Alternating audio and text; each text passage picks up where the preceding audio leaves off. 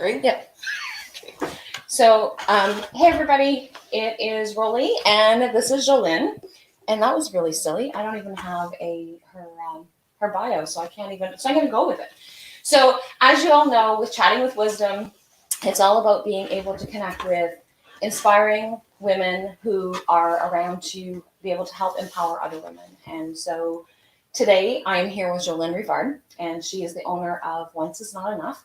And as you can see from our setup today, she's actually here inside the building.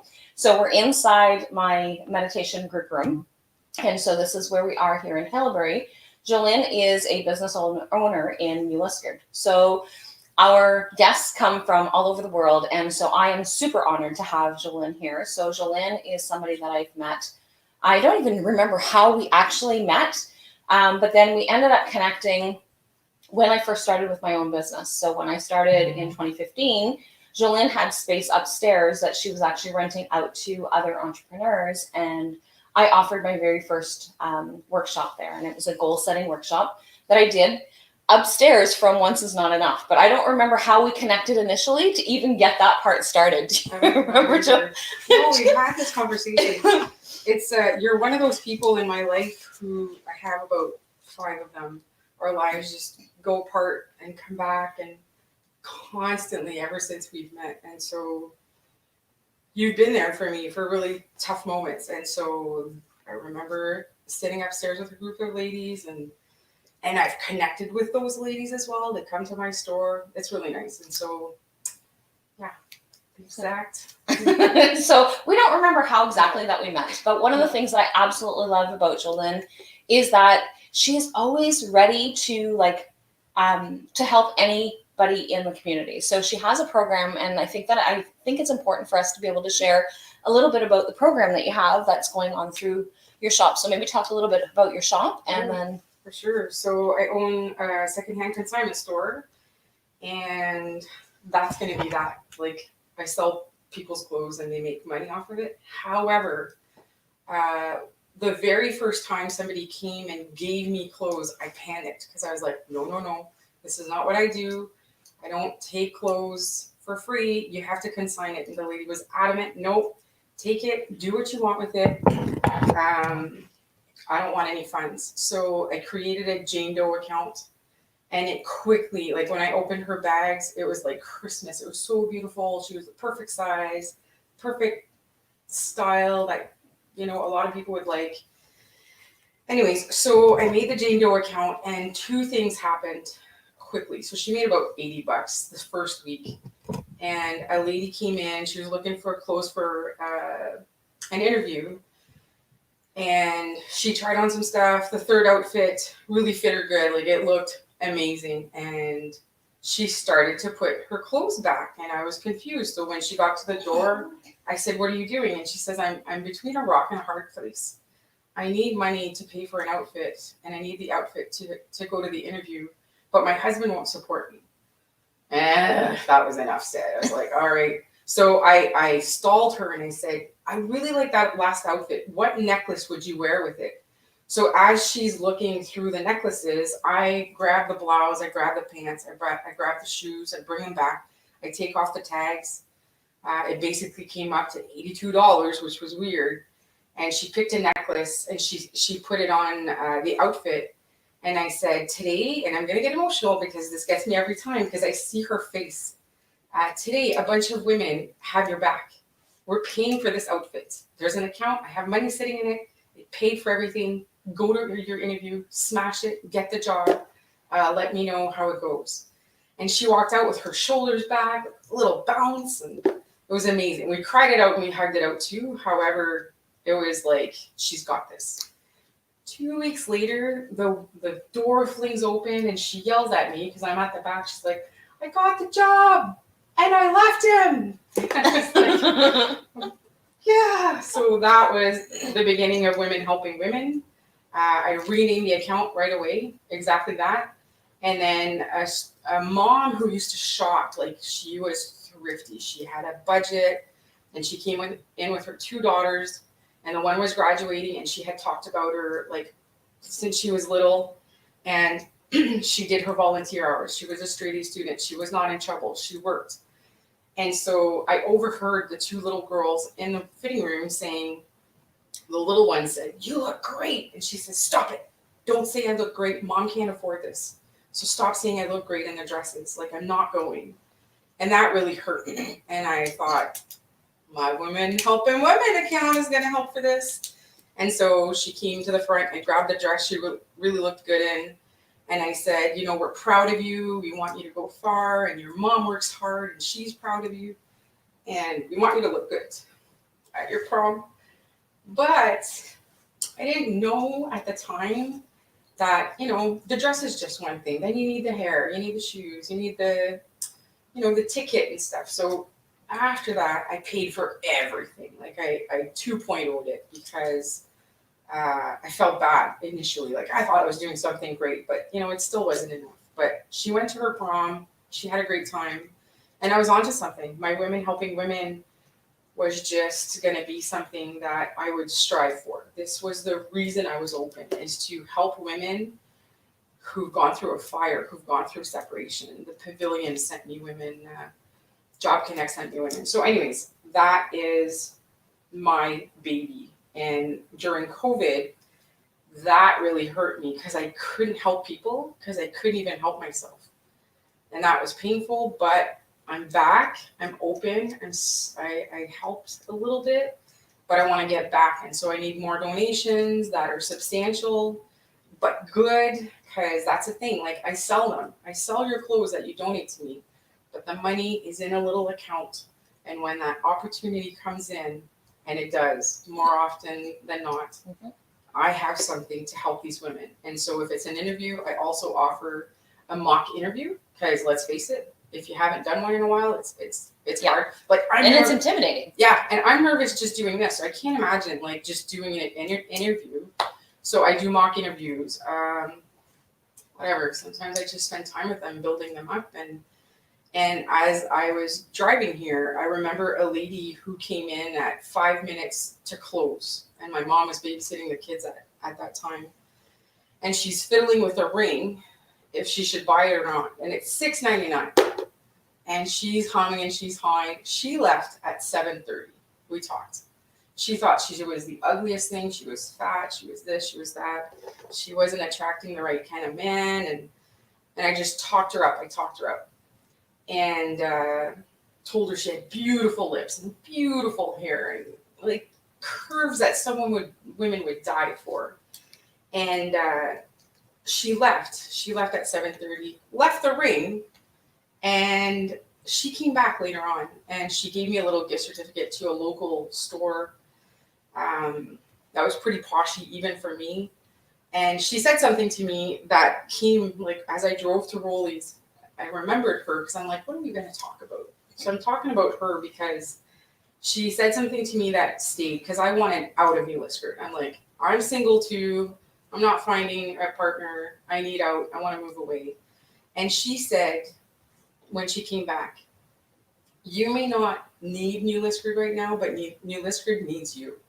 So I stayed, and I joined every group available. I joined the chamber. I joined the BIA. I was on the parent-teacher meeting. I'm like, all right, I think outside of the box, and I'm going to offer my ideas to all these groups.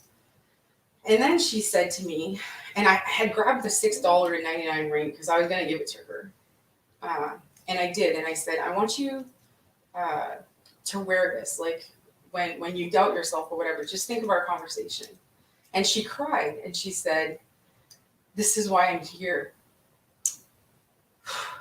I was going to commit suicide that day. And you talked me off the ledge. And that was huge for me. So I have these moments, I don't even look for them. They just happen. And I don't try. That's the thing. I show my vulnerabilities. I talk about my traumas if you'll listen, or if I have something that's relatable to you. And so that was huge for me. And so I obviously I stayed. And now I've met a man who is willing to move to New Lisker. And all of a sudden, I don't want to move from New Lisker, which is so strange. But I fell in love with this place. But more than the place, I fell in love with the women. And I wish that's all I could do. I wish I could just hand over the selling of the clothes, which I'm trying to manifest. So we've talked about manifesting. I'm trying to manifest something where I can do mock interviews. I can, whatever it is. But I would like to help more women in a way that's not government or, right, like a little bit more sisterly, like not motherly, but sisterly. And just talk, because sometimes thoughts are stuck in your head, and until you hear your voice say it, you like, right? Yeah. I've said things and I'm like, did I just say that? And then if the person with me, you've done this with me, you mirror it and you say it back to me, like that's even more shocking. It is. And it really is. And so, Melissa, I want to acknowledge Melissa is on. So, so Melissa is the person who actually manifested this, like seriously and honestly. So, Chatting with Wisdom is booked out into October at this point. So, like, I am booked out like very far in advance for all of our guest speakers that come on.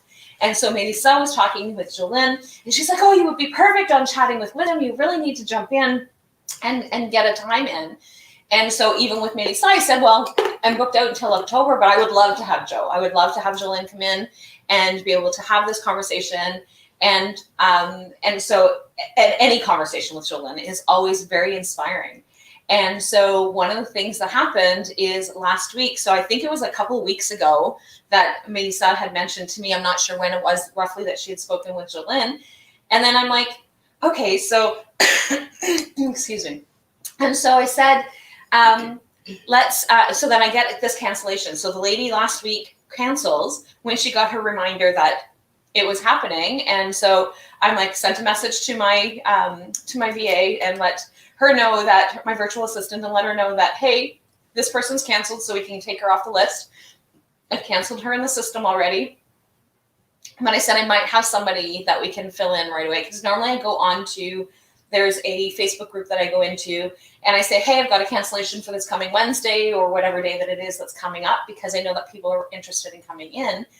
And so one of the things that happened is like, okay, I'm messaging Joe first. And so before I actually did that, I reached out to Joline and said, hey, this is what's going on. Not sure if this is something that you're interested in. I said, I don't even remember who it was that talked to me about it, because at the time I didn't think of who it was. I couldn't remember who the person was. I just know that I had had a conversation with somebody that said, hey, Joline would be perfect. And she is perfect in terms of being able to come in and being able to share. And so, so when I talked to Joline, she's like, okay, well, what are we going to talk about? And I said, the guest chooses the conversation. Like, I do not choose the conversation. And I said, and we don't have any set questions, it's like the same as when you show up here and we have a conversation. That's exactly how we do Chatting with Wisdom, based on a particular topic. So even coming in this morning, it was kind of like, oh, what are we talking about? I'm like, I don't know. We're just going to hit record and we're going to go with it.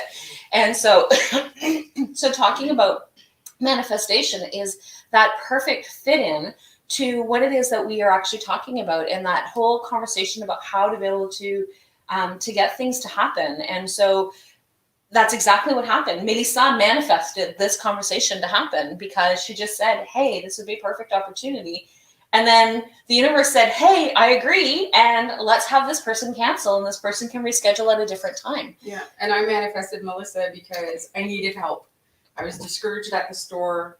I was building a website, and I needed people to take photos. Like, I couldn't take them fast enough. And I was talking to my lawyer, and I had posted something about help through my friends, but I was baffled to see that only 2 of my friends were not working during COVID.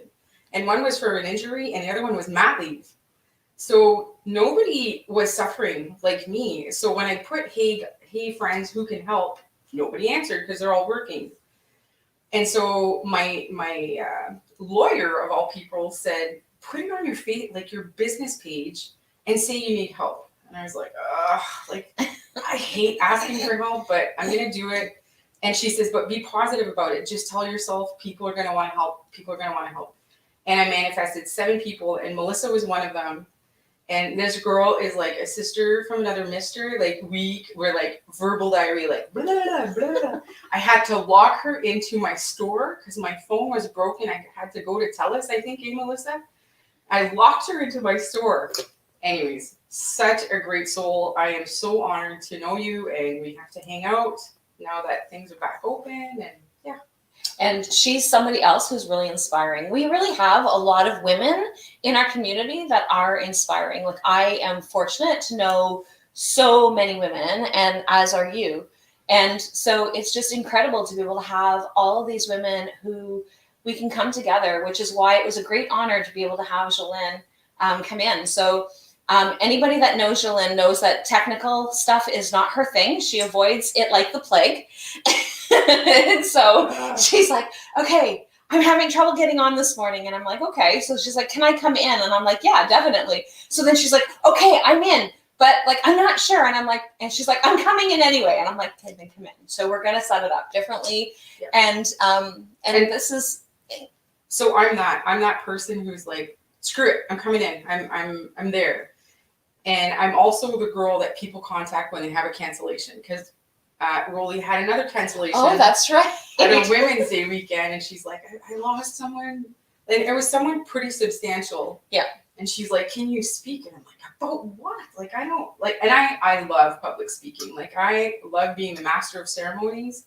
Not very many people know this, but I love being on stage because I don't like the small talk and being in the crowd. So she had asked me, and I decided to talk about 2 floods that happened in my life that made me change the way I think about buying stuff and materialism. And it was great. Like, I wish I had filmed it because it was really good. And the women, no matter if you have like a clutter drawer or you're a hoarder, everybody kind of thought like, okay, yeah, I could let go. So that's what I called it. I called it letting go, because I let go of stuff first. Then I let go of my marriage. Then I let go of my job. And now I'm in the process of letting go of my trauma, which is probably the deepest one. But I'm attracting women who just are listening to me, and yeah.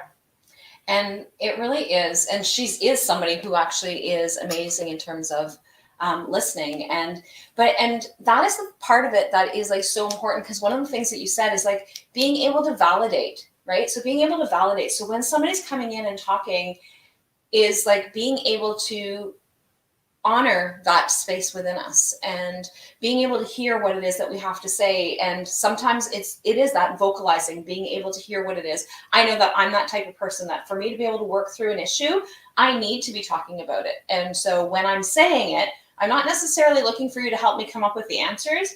And I have my group of people that I can actually just say, I just need to like have my conversation so that it can allow me to be able to process whatever it is that's going on. Because when we hear ourselves, then it makes a huge difference in terms of, and then when the person mirrors that back, it's like, oh yeah, that's exactly what it is that I'm feeling. Oh yeah, that's exactly what it is that I'm doing. And so, and that's one of the things that with the center, that is my biggest thing. And with my position, and you were talking about like not wanting to be an agency. So people who are not from Canada, a lot of different agencies provide a lot of different support through our health system, but it's not the same. It's very structured, and you can't always do the things that are best for the person that you're actually working for, which is the reason why I started my own practice. And it was like the reason why I wanted to be able to do something different. I didn't want to go back into that same, when I got well, because I was actually sick for 9 months before I actually started and decided that I was actually opening up my business. So I was actually doing my own healing. I was dealing with my own traumas. I was dealing with the things that I needed to. And so when I lost my job, it was like that was the straw that broke the camel's back. And it was like, hey, I'm done. I can't do this anymore. I don't want to live. I have no existence. My husband had just been, like, it had been a couple of years that I was dealing with my husband having had an affair. My son was addicted in high school. And it was like this complete failure of a wife, a complete failure as a mother. And then when I lost my job, it was like, I'm a complete failure, period. Like, I can't even function anymore. And it's like, okay, what am I going to do? So the first 3 months, it was like, I did the surface stuff. I started the medication and I started with psychotherapy and did the things that I needed to be doing there. Then it was like, okay, I can work part-time. I know that I can definitely not do full-time. And I went in, saw the doctor. The doctor's like, hell no, you're not going back to work at all. Like, you are not. I'm not giving you permission to go back to work. And I'm like, oh, and then again, it was that whole devastation. And then, so the next 3 months was like really working on, because the first 3 months was the medication kicked in, it did all the things that it was supposed to be doing. The next 3 months was like really kind of diving into some of the things that I needed to be dealing with, and dealing with the losses and dealing with the things that I had going on. And then I went back in to see him again during that 3-month checkup, because again, if you're from Northern Ontario, you only get to see the psychiatrist once every 3 months. So I went in to see him, and again, he's like, so, and at that point, he's like, okay, so where do you think that you're at? And I said, I could go back to work right now, but I think that I still need some more time, because like now things have stabilized and now I need to just kind of go with me. And so then from that point, we went back to, so then I went back, and that's when I really dove into me. And when I went back, it was like, I don't want to do this. So before going in, my husband and I worked through whatever things that we were dealing with. And so, and obviously we've stayed together. But it was like, when we went through this, is that at that 3 months, I'm like, okay, I can't do this anymore. I don't want to go back. I'm ready to go back. And I know that he's going to say, I'm allowed to go back, but I don't want to go back. And so then he said, so when I went in, he said, okay, yeah, you're clear to go. But I said to my husband, I want to start my own business. I said, and I want to start my own practice. This is a goal that I've had from the time that I graduated from school. I wanted to start my own practice. And so I did. And so then, and like I said, partway through that, I did a workshop with Joline. I did a number of different things, and that's how I kind of got things started. And so now it's about being able to connect with other women and being able to have that ability to be able to empower women. And so one of the things that, I'm not sure whether or not you said it while we were talking, but one of the things that you said is that, oh, chatting with wisdom, this is for people, like this is for professionals. And right. So it's like, but it isn't. And so my initial chatting, like now it is more business people that come on and that kind of thing. But chatting with wisdom really is about like, what topic is it that you are passionate about, that you want to be able to talk about, that you want to be able to share with others. And so like, this is where we are today, of being able to have that conversation of, what are we passionate about, and what is it that we want to be able to talk about, and how do we make things happen? And manifesting, like we hear so many things about manifesting. That's something that is so popular in terms of a buzzword, but it's something that is really innate. It's not tangible. And I'm starting to, I've always manifested, but now I'm really starting to see it. Like, it's crazy. And I say that all the time because it's not crazy if you know about it, but it's still so shocking to me. And so to come back to Melissa, I just want to touch base again. And women like Melissa, for me, the mirroring, the talking, that's all a part of my journey. However, for me, it takes a little bit of shame away every time, you know, because we have such shame attached to our traumas. It does. And every time it's just like, yeah, I know how you feel. I don't have the same experience, but I hear you, and the validation. And then the most important thing with the women who are coming into my life is they catch me. And this is what we were talking about, turning this on. We were like, what are we going to talk about? And for me, it's been about self-talk. And this is why I have a little sketchbook on me, because I wanted this as a reminder. I do the Bart Simpson. You know, at the end of when Bart Simpson starts that intro, and he's writing on the board, like, I will not be bad. I will not be bad. Well, I do that in my books until like it sets in, and you know, like, I am a good person. I am not his darkness, whatever it is. I've struggled with being positive about it, but these women catch me and they're like, Joline, you shouldn't say that to yourself, or you know, I don't have a concrete example, but they catch me and they fix that negative self-talk, because man, oh man, no mother, sister, friend can talk negative to us as much as we do. Yeah. And so I think that's what happens. So when women come, I catch them now, you know, and yesterday, for instance, this girl came in to give me her resume with her dad. And I asked her a question, and her dad answered. And the old Joline would have just like, all right, he's answering for her. Right away, I said, excuse me, sir, who's looking for the job? And he was like, and he was an intimidating man. And he's like, she. And then he started, she is? I'm like, I'm asking her. If I'm going to hire her, she's going to have to answer to herself. Could you please not answer? He couldn't help it himself. He kept doing it. And so I dove into okay, you don't have references. Do you have volunteer hours? She was a student. She did. It wasn't on there.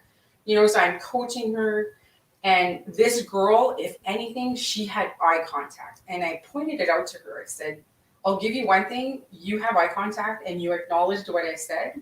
You answered what I needed. And as she left, she says, like, you have the prettiest eyes I've ever seen. And I was like, I can't take a compliment. I was like, thanks. My mama gave them to me, like, whatever. And so this girl who's almost been picked on, like, let's face it, it was hard for her to hear all this, still had grace and, like, thanked me, and they left. And so there's always, so when I used to work for Walmart for 17 years, and my district manager, and I want you guys to think about this one. My district manager, I would go to him and say, I have a problem. He would say to me, what's your opportunity? I'm like, opportunity? This is our problem. He's like, yes, I know. So what's the opportunity? And so I always say opportunity now. So we think we have problems, and right away we're putting a negative little word on it to make it worse. And I use this with my kids. I use this with my staff. I try to use it with my parents, but it doesn't work so much. But just switching the word. And now I'm sitting on this. Every trait we have has two terms. Like, it can be negative or positive. And I apologize. I'm going to use the one I use. It's not proper. But so I'm bubbly. Like, I'm a bubbly person. But men will call me a tease. But I think that trait is friendly. And do you see how it's the same trait, but they see it as one thing and I see it as the other thing? So we always have to constantly choose, because it's the same trait. Yeah, it is. It's crazy. And so I say this to my kids all the time, like, my sister's annoying. Well, why is she annoying? Well, she wants to play with me. Well, then she's playful. Well, no, she's annoying. I'm like, no, she's playful. She's like a puppy. You got to play with her. And just give her 15 minutes, and then she'll get bored, and then you go back on your way. And so I constantly, try to switch that word. And so the women in my life do that for me, because then it's so easy to do it to yourself. It really is. It's easy to see in other people and rectify it. But so yeah, my book is also about affirmations, just doing like manifestations, what I want in the future. But it's a work in progress, because it's not a one-time thing. You can't just write it and think, the secret, that's how they make it look like. You just write it once, put it out in the universe. But if you're constantly thinking, I'm a failure, I'm not going to do it, it's not going to happen, that thing you just wrote, on America's Got Talent. And it really is that really important part of, like, being able to have things happen. And when we get stuck in that negative, and I love how you pointed that out, is that it is so easy for us to be able to point out that, oh, Joline, like, you're just being so negative about this. Like, what about this? And what about this? And what about that? But it's so hard for us to be able to say, oh, Rollie, like, seriously? Like, okay, that didn't happen again, or that didn't happen as fast as I wanted it to. And especially through COVID, right? So, like, as two women in business, it has been hell. We have been shut down. We have been locked out. We have been unable to do what it is that we are passionate about and the things that we want to be able to do. And we've had to resort to things that we don't want to do, or that we want not like to do. And so I want to be able to just put it out into the universe and say, hey, these are some of the things that are going on. And our groups were actually doing really well. And your store was doing really well. And we had plans of how we were moving forward, and then we just got shut down. And it's and then of course we've got here in Ontario, it's like, oh, well, there's like all these dollars that are available for funding. I don't know about anybody else, but like, I know that I've struggled with getting. I didn't get any. So I fell through the cracks. So for me, another thing was like, and this, I struggled with this because, as I said earlier, I hate asking for help. So in my mind, I always tell myself, I can do this. I don't need help. And when COVID happened and I wasn't getting the help, I was like, I've helped so many people. Like if everybody who received a $20 gift card or a $40 sweater from me came back and gave that back to me, I would be fine. But I wasn't going to put that out there. Yeah. But I was struggling. I'm like, why aren't people helping me? And it dawned on me, I have been manifesting this. Like, you've been saying you don't need help. And so then I had to start. I was writing. People are helpful. People. And then Justina Fippen was the first one to get on the phone. And she's like, you haven't been on social media for a month. Do you need help? The busiest girl in town, like a successful, she's got a job at a marketing firm, and she's a photographer, and she's a mom of 2 kids, like 2 and 4, I think. And I thought, wow, like this woman wants to help me. And then it just kept going, and until the last one was Melissa. And Sheila, I love this. So good wolf, bad wolf. Which one is it that you're going to feed? And like that is one of those proverbs, right? Yeah. Those are one of the teachings of like which one is it that is going to be the strongest is going to be the one that you feed. Yeah. And so thank you for reminding us of that, because like that is something that we know. And so like the more that we can actually put out there, and the more that we can actually have somebody remind us without being critical of us, because that is not helpful. Because like I know that there are different people that are like, well, you should, and it's like, hey, can you stop shitting on me? I shit on myself enough. Yeah. So I don't need you to shit on me, because like I can do this without, and so then it just brings you down, and it doesn't help you get kind of move ahead, right? Yeah. And it's funny, Sheila, because I printed that, like it's a wolf with like that's black and white, almost like a yin yang wolf. And I printed those and I put them in my kids' rooms because we often put really bad things like brat and troublemaker. Like we think that's funny. We put those on their t-shirts and on their mugs. Like I make sure all my mugs have positive. I had my wake up and be amazing mug this morning, but I came here and I took a picture of it because I thought like I'll show Rollie. And I think it's just so important that we put positivity on what we wear and what we post and our Facebook pages. Like stop following all the negative stuff, right? Like just go for the positive. But I love that she brought that up. And I don't know if there's any other. No, the other comments are like, somebody said, yeah, it was a great day when you locked her into your shop. Right. So, and Francine says, good morning, ladies. Cool. And so, tattooed on my arm. Oh, beautiful. Wow. And I keep thinking like, I'm not somebody who does the tattoos. I like tattoos on other people, but like, I don't like pain. So getting a tattoo is just not my thing. But like, there's different things like this that it's like, oh yeah, that would be awesome if I actually had that to be able to remind myself. So then I put it on my wall instead. Yeah. So, but like, that's one of the things but it would be nice to be able to have something that reminds you all the time, because that is so important. Like, so I wear my, my astro chart. So like I wear this as a reminder of who I am, because one of the things that I've learned a lot is about being able to figure out we're on this path. We are on this path, and when we get stuck in these struggles, there's a reason why we have like this roadmap that is set out in the stars on the day that we were born that tells us the things that and it's still always about choices. We still always have those choices, but where we're in with those struggles, a lot of that is based on our soul's purpose and what it is that we're supposed to go through. And some days I know that I'm like, okay, I'm done. I don't want to have any more struggles. Can I please just move forward? And can I just have some peace as to what it is? But when I start to shift my thinking, then things start to happen. Things start to come forward. Things start to happen. But when we have external resources or external situations that put us into the circumstances, like with COVID, and like, not that I want to focus on COVID because that's not, but like, it has been something that it has hugely impacted us. But it's also has impacted more women than it has men. So again, we're in that situation, and I know that I have men that watch and they get really frustrated when I get on the woman bandwagon, but because it really is, it makes a huge difference. And so it's the women who've had to try and figure out how they're going to, most of the time, because I do know a couple of men, but it's been mostly women who've had to try and figure out, how am I going to teach my kids, because I have to now be a teacher. I now have to work from home, or if I'm even working at all.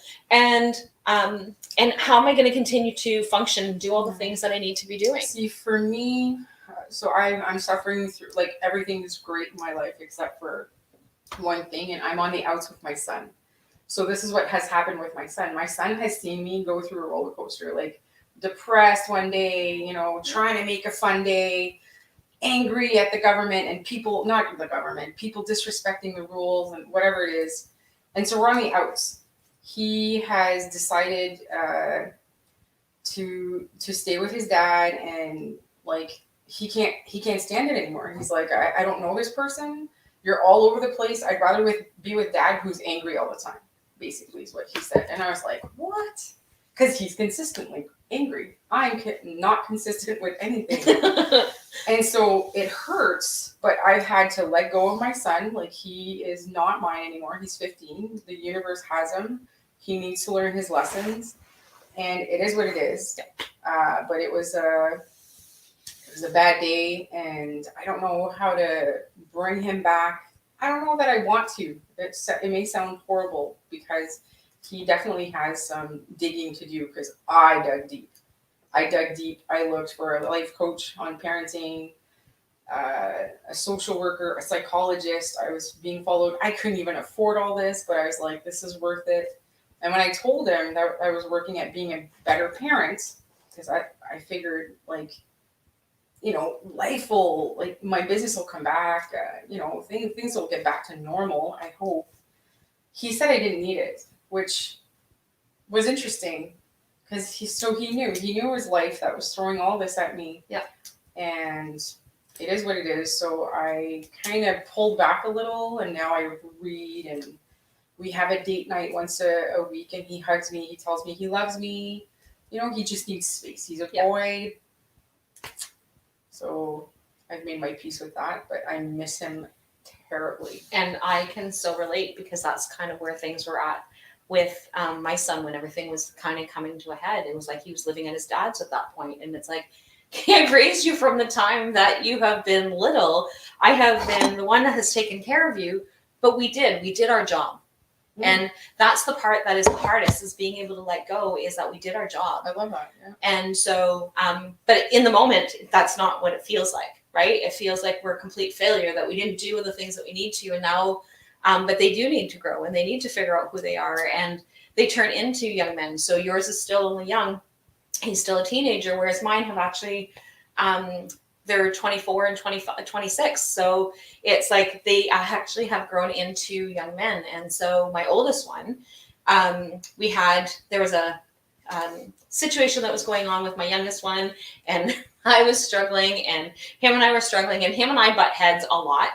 And so, depending on what it is that's going on, but at the same time, he's also like very loving and very caring. But we have these moments that it's like, okay, we're really having a hard time. And so my oldest one, and this is where we actually get to remember, is my oldest one said, Mom, you've taught us the things that we need to learn. You've done a great job at doing that. And you know how this works. You teach this. You work with others on how to be able to do this.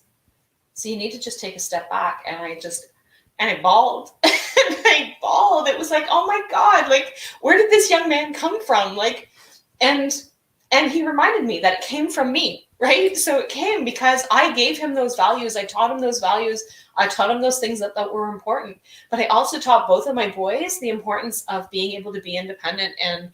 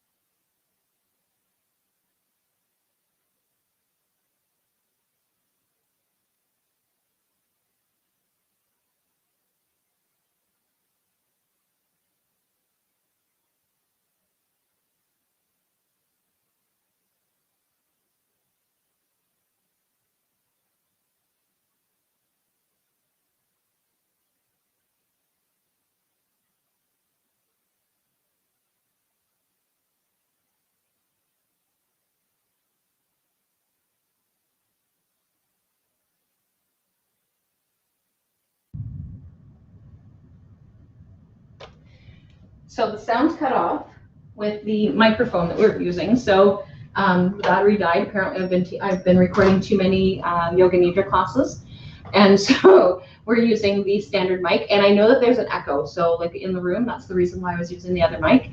And so, but thanks, Melissa, for letting us know that the sound hits cut off. But like it really is so important for us to be able to like remember how to be able to manifest. And that manifesting is really about being able to come from a positive space, because we manifest always. Like it always happens. So if you use the words or the language that is negative, then it really brings us into that part of it, right? So do you have any more to add about that particular? What are we on time? We're good. We're good. Yeah. No, I just I'm super honored and blessed. I hate to say it, with COVID year, because I split up with my relationship just before COVID, and then I went from not having my kids 36 hours a month to 2 weeks at a time so that they could quarantine with their dad. I lost my job, like my store was closed. I had lost all my friends. My ex had basically somewhat alienated me from my friends, and I got it all back. You know, so I was no longer a girlfriend, a mother, a sister, like you can't visit anybody. And so I had to find out who Joline was and why she would unpack in like something. I would watch Grey's Anatomy and get triggered by an episode, and then I'd unpack there and get all depressed and like, you know, it's just sad, but all of a sudden I'm a bad mom, I'm a bad girlfriend. And I'm like, no. And then I have so many of these all over the house, and I would just write and try to focus back on no. Let's not go there, because I'm so afraid now that it's going to come back, right? I'm like, universe, I take it back. Like, and that's one of the things that when we do notice that what we're doing is that control alt delete, right? Like we can control alt delete something that we've said. We don't have to live with that. Even though we put it out there, we can go back and say, hey, I changed my mind. That's not what it is that I want to be able to do. And this is what I want, right? So it's the same as with technology. Like we can do control alt delete. And we can do that reboot. We can do that reshift. And so it really makes a huge difference on how to be able to bring that forward. So it really is about being able to change the way that we think. And it's not easy. And especially because we've grown up in a world where, at least for most of us, right? We've grown up in a world where it's not always been easy, and it's not always been, and it's not normal, right? It's not normal to be positive all the time. And forgive us for not being perfect. Oh, actually, I have something to say about that. Perfectness is that, and I don't remember if it was last week or the week before, but the person that we talked about was perfect means that we are whole. So the definition of perfect is we are whole.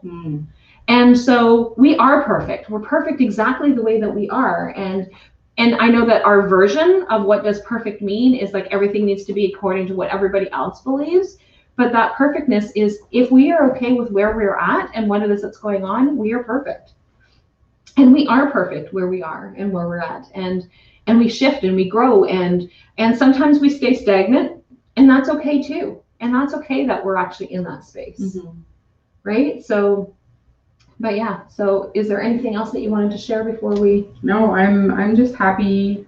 Like I've been on this journey, this awakened journey for 10 years now. And I'm just happy to know that there's like communities out there where, you know, my nickname was Alien growing up. Like I was strange. I was an alien. And I thought like, it's hard, but whatever, it is what it is. And now I'm finding all these other aliens who just talk my language, and you know, I notice what they wear on their jewelry or tattoos they have, and I go for it now. If I see a piece of jewelry and I'm like, that's my people, you know? So it's just great, and I'm thankful to have been here today and to share the little bit that I know for sure, but and there's a lot that we don't know for sure, right? So in the description is, if you don't know Joline, go and check out her Once Is Not Enough. And she's got Facebook, she's got Instagram and TikTok. And so like go and check her out, and go check out her online store. Like that is something that is a huge accomplishment. So, and like I said earlier, is Joline is definitely not that techno person. She hates technology with a passion. Come into my store, feel it, try it on, be in it, and as opposed to having that that technological part. But this is our reality. Doing the website was the hardest thing I've ever done. Like I cried and screamed at my computer, and then I launched it and it took off. Like I thought, why haven't I done this before? And that's how life is, right? Yeah. Once you know, and yeah, I was scared for nothing, but. And it is. And so like even people that are with me know that like I've been struggling. I struggle with the technology, making sure that I have the membership site that's working properly and doing all the things that we need to. And like there might be this easier solution, but then you can only do this, or the price is like completely astronomical or whatever. And it's taken me a while to be able to find the technology that actually has worked, and being able to find the team members to be able to help me kind of move ahead and move through. And so I think I've got like this perfect team of people that are actually in my corner right now, and not that the other people weren't in my corner, but it was just different lessons that I needed to learn. But like I think that we're finally able to kind of pivot forward, and I'm super excited about that too. So, but definitely go and check out Joline. Once is not enough. .ca is what it is, and there are items on there you can't tell, unfortunately. But if it starts with 1050, if you see numbers that say 1050, like you scroll down, like there's a dress, you scroll down and it says 1050, you know for a fact that that's my Women Helping Women's account. And I think I'm gonna talk a little bit more, like now that you said that. Yeah. Because I never push my business. I like, when I was on the chamber and the BIA, like it was supposed to be a networking thing, and I never could. I was just like, I'm not here for this. I'm here to learn but I'm going to plug it because there are women, like we're heading into fall and they're not going to have jackets. They're not going to have the right boots, especially students, international students who come here who aren't dressed appropriately. They come to my store.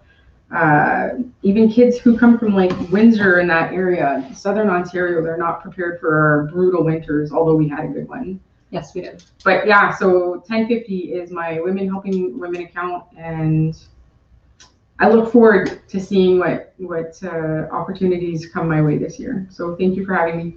Thanks for joining, and thanks for coming in. Like this was actually kind of nice to be in here. So thanks everybody. So I will talk with you guys next week, and so I will probably be back in my office next week. But this was really nice. It was really nice to be able to be in this space. I love being in this space. We are now allowed to have people in this space, so which is really nice. And this is a perfect opportunity. So thanks again, everybody. Melissa, call me. Talk to everybody later. Bye.